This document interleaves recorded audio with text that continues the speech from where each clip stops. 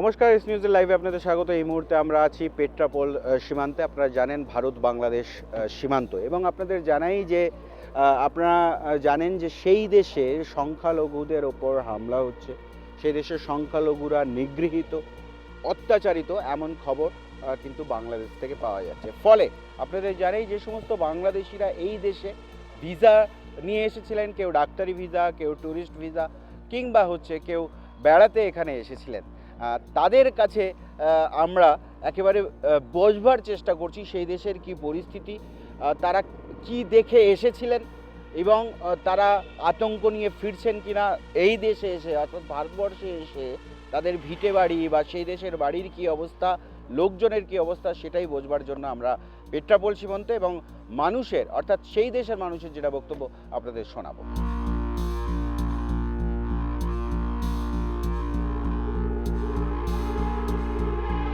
ওখানের হিন্দুরা সোজা কথা খুবই ভয়ে আছে।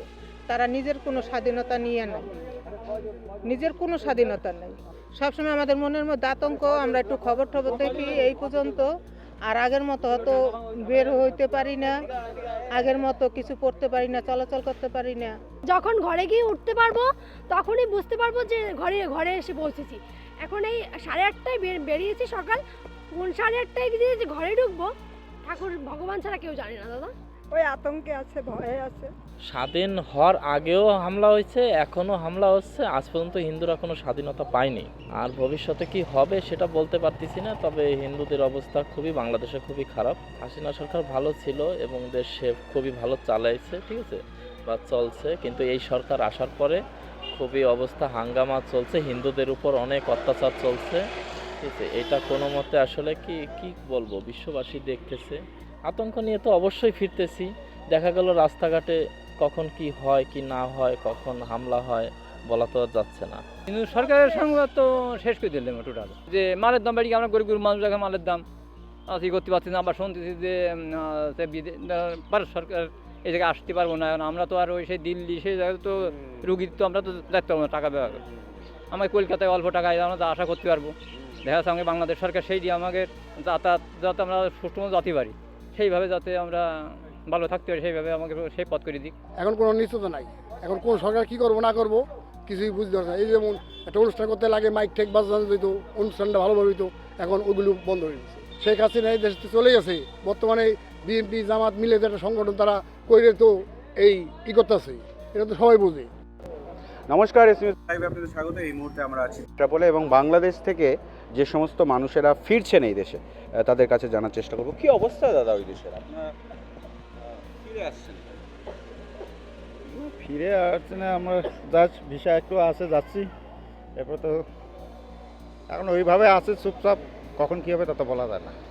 শুনে তো আমরা অত খবর এরকম কিনা যা চোখে পড়ছে তাই দেখছি।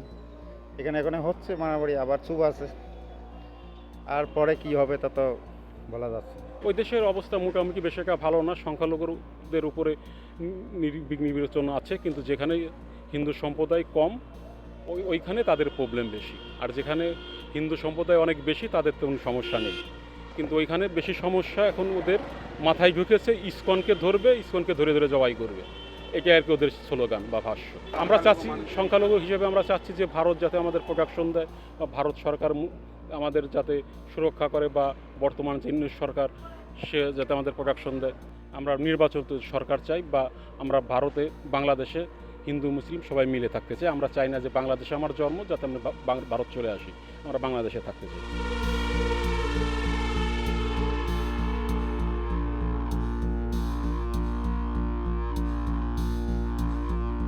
সেই দেশের একজন সংখ্যালঘু মানুষের বক্তব্য আপনারা শুনলেন। সেই দেশের সংখ্যালঘু মানুষেরা কি চাইছেন সেটা তিনি জানালেন।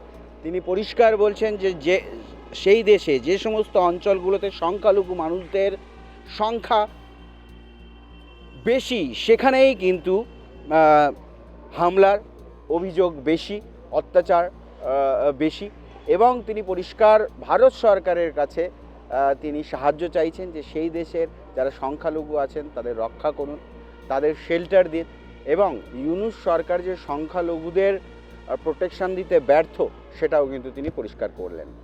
দেখতে থাকুন এস নিউজ। ক্যামেরা চিরঞ্জিতের সঙ্গে মুজিবের রিপোর্ট, পেট্রাপোল বর্ডার।